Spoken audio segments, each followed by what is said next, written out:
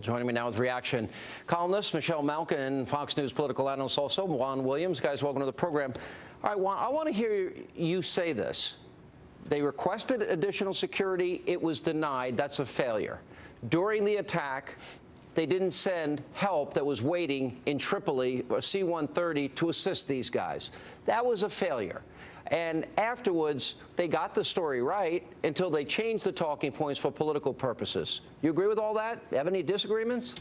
I'm totally in disagreement. Where? First of all, we know from the military, you know, from former Defense Secretary Panetta, from General Ham, you know, we can go down the line. The Joint Chiefs of Staff all have said the military made this decision, not the State Department, not the White House, and so they we made don't have the a commander-in-chief. We don't have a chain of command. Their people in danger. Wait a minute. We don't have a commander-in-chief or a chain of command, and that somebody along the way, we don't know who, 8 months later, made a decision and told them to stand down while Americans were under fire and getting killed in Benghazi. Is that what you're going to say?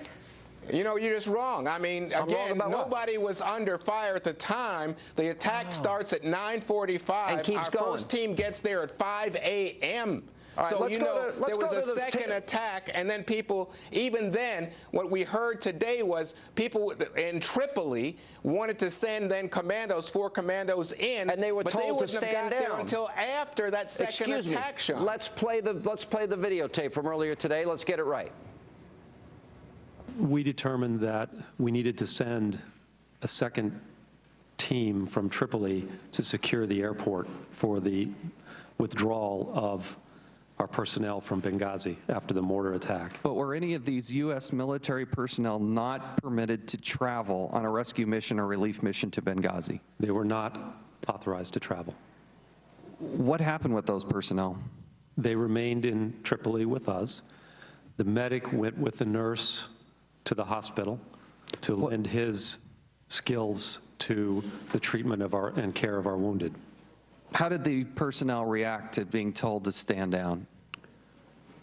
They were furious.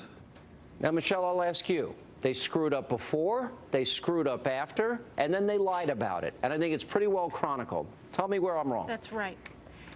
Of course you're right, and anybody who actually sat and watched the entire hearing process, I did. I wonder if you did, Juan, because only somebody who did not honestly watch that comprehensive hearing today could remain, as you do, Juan, and as so many of these media lapdogs do, in this bubble of unreality.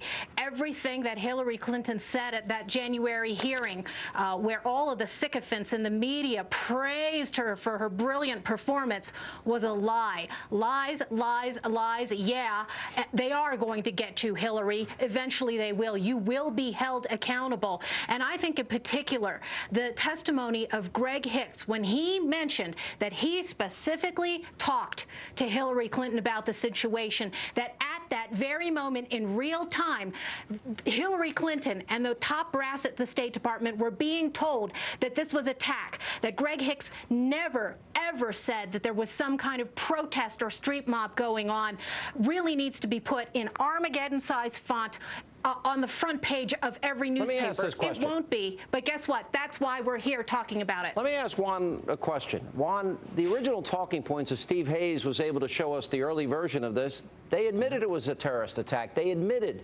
We know that the president of Libya said it was a terror attack. Nobody said it was spontaneous. I never heard of a spontaneous demonstration. Oh, let me pull out a rocket-propelled grenade out of my back pocket. I just happen to be here spontaneously. But that's what they told us. Now, my conclusion is they did this because it goes against their narrative. They were 2 months out of a presidential election, and they purposely, willingly lied to you, all the people watching this program, the American people, so they could get elected and maintain power.